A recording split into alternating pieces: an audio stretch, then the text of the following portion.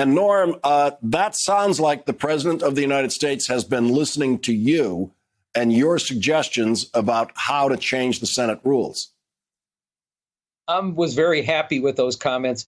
I cringed at what he said, as you pointed out earlier, about abolishing the filibuster, bringing, as EJ said, chaos.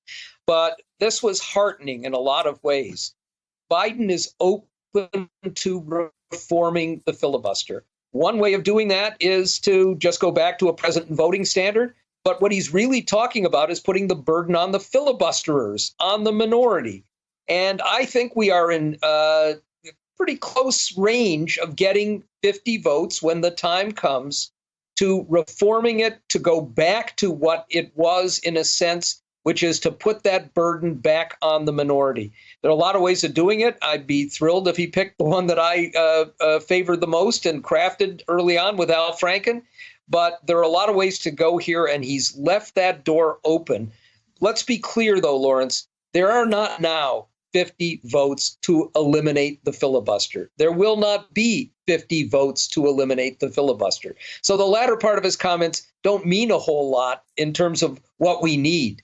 There are, I think, likely to be 50 votes with a push from the president when the time comes to make an important change.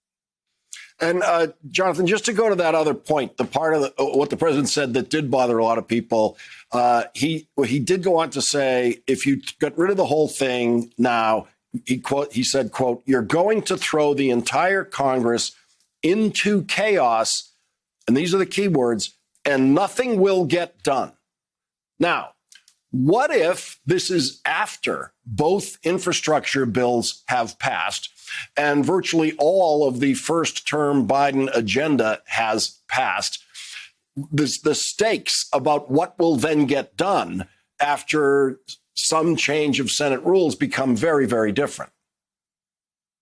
Yeah, they do. But, first you have to get through this period of getting these big infrastructure bills through. So I think progressives, all Democrats, have to not put the cart before the horse here. So there's more flexibility to do things on the filibuster a little bit down the road. I think what he's talking about is that if you did something precipitous now, you would upset an awful lot of senators, and not just Manchin and Sinema on the Democratic side. There are a number of Democratic senators who are worried about what would happen if Mitch McConnell was not restrained at all and became Senate Majority Leader under a Republican president in 2025.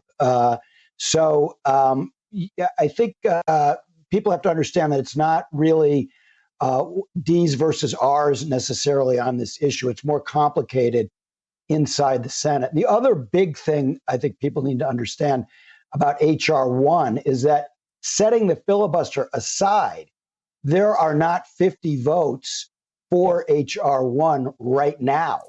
And so this idea that, if we only got rid of the filibuster, we'd have voting rights reform is not accurate, at least as things stand today. Norm, it seems to me that if you're going to if Joe Biden is eventually going to convince Joe Manchin to go along with him on a Senate rules change, he's not going to be able to. That won't happen publicly. That would be something that they'd have to have very close, quiet conversations about, because Joe Manchin doesn't want it to look like in West Virginia that the president, bullied him into doing this.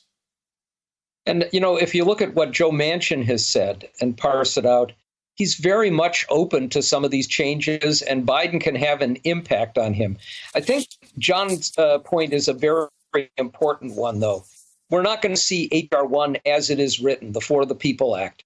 We're going to need the president to step in, not just quietly, privately, persuasively, to get a change in the rule. We're going to need the president to put all of his efforts, and the vice president, into crafting a kind of voting bill that will get 50 votes. Manchin's put out a kind of a white paper, just talking points, but it's got some good changes in it that could work. And I think they also have to include not just the Voting Rights Act, but the bill that Raphael Warnock, the senator from Georgia, has put in that would obviate some of these terrible efforts to enable Republican legislatures to overturn election results because they don't like them. Put that package together, and I think Biden can play a very constructive role. And then I think we're really on line to get something extraordinarily important done. Yeah, Jonathan, that's what's that I've been following in this voting rights issue in the Senate, is that it is a complex, longer-term game than it is in the House. And it's always difficult for people to watch that and wait for the sequential elements of the game to play out. And people have to understand that H.R. 1, for the reasons Norm just described, is obsolete right now. It was written years ago before the 2020 election. There are two big problems: voter suppression, which everybody knows about, it's been around for a long time, and voter subversion, which is a new problem of people trying to act like they're living in a banana republic, banana Republicans basically trying to overturn election returns with endless audits. You know, this one in Arizona has been going on since February, and these fraudits must be stopped. These are extraordinarily dangerous for democracy. If it's, heads we win, tails you lose, which is the Republican position right now, they will protest the results of any election that they don't win. And that must be dealt with legislatively. So H.R. 1 must be amended to include Warnock's provisions and perhaps some other ones. And also, Democrats need to go on offense on this and not just be playing defense. So my feeling is that when the human infrastructure bill comes to the floor, the one they're going to push through with 50 votes and reconciliation, because election equipment has been declared critical infrastructure by the Department of Homeland Security, they should have a provision that says that any state that wants any of that money for that critical infrastructure to upgrade their election systems must provide no excuses absentee ballots at a minimum, so that they don't curtail people's right to vote by mail-in ballot if they choose.